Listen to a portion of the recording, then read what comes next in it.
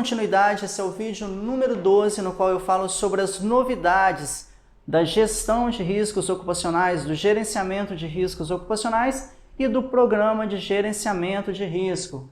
A organização ela deve prioritariamente, qual que é a primeira coisa que uma organização deve fazer em relação ao gerenciamento dos riscos ocupacionais? É evitar os riscos que possam ser originados no trabalho, ou então do trabalho. Isso me lembra bem a etapa de antecipação, que você vai antecipar. Por sinal, eu gosto muito dessa palavra, né? Você vai antecipar o risco, que corresponde à primeira etapa do PDCA, que é o planejamento. Então, a organização, prioritariamente, ela deve evitar o risco. Como que vai fazer isso? Através das etapas de antecipação dos riscos, que consiste ainda na fase de projeto, ou então na fase de planejamento do PDCA. A organização ela tem que identificar os perigos e as possíveis lesões ou agravos à saúde do trabalhador. Para atender esse item, aí que entra o papel de dois profissionais. Quais profissionais são esses? O higienista ocupacional e também o ergonomista. Que são o quê? São profissionais que estão ligados à questão da saúde do trabalhador. Então, nessa etapa aí, que você tem que identificar os perigos e as possíveis lesões e os agravos à saúde, você vai precisar entender de higiene ocupacional, que é a ciência e a arte dedicada à antecipação, reconhecimento, avaliação e consequente controle dos diversos agentes causadores de riscos no ambiente de trabalho, bem como ter um conhecimento da ergonomia, que é a adaptação do trabalho ao homem. Então, o profissional de saúde e segurança do trabalho, para atender o item B, ele vai precisar ter conhecimento de higiene ocupacional, de ergonomia e também de prevenção e controle dos acidentes do trabalho, ok? Além disso, você vai ter que avaliar os riscos ocupacionais, indicando o nível de risco. O pessoal já deve estar acostumado aí com a questão da matriz de risco para acidente do trabalho, ou então para ergonomia, duas variáveis, que é a frequência e a gravidade.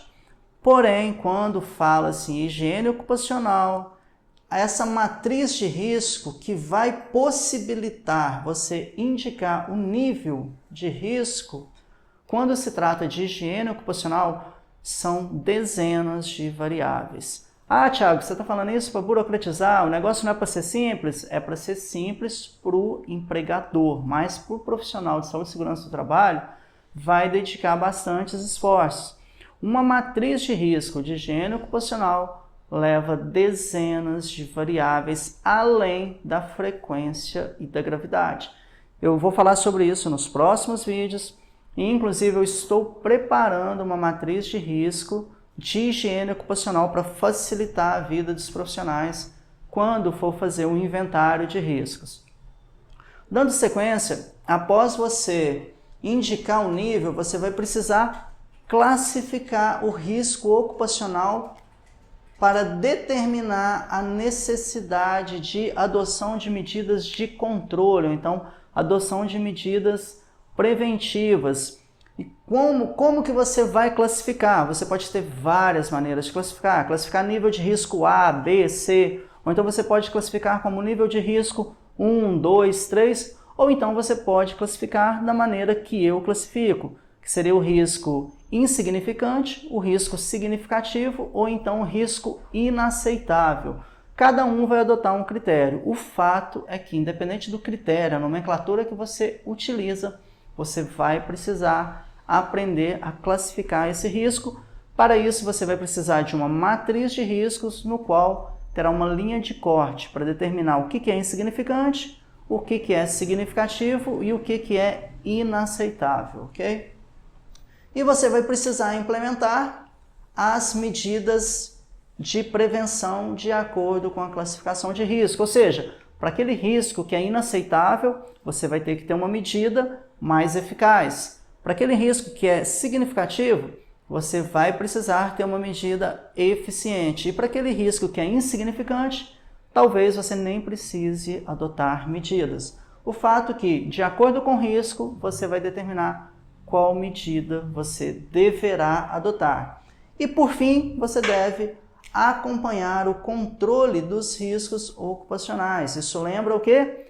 A etapa de monitoramento, a etapa de controle dos riscos, que também está previsto lá no PDCA.